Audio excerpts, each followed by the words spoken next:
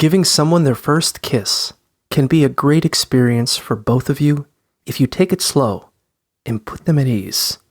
When you feel like the moment is right, lean in close and put your hand on your partner's arm or shoulder.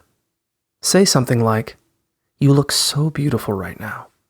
I'd love to kiss you." If they say okay, lean in slowly and tilt your head to one side slightly so your noses don't bump. Close your eyes and gently touch your lips to theirs.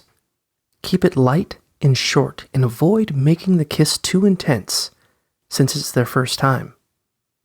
When you're done, pull back, look them in the eyes and smile. If they look relaxed and happy, try leaning in for another kiss if you want. You can also say something like, "Wow, that was amazing. Can I kiss you again?"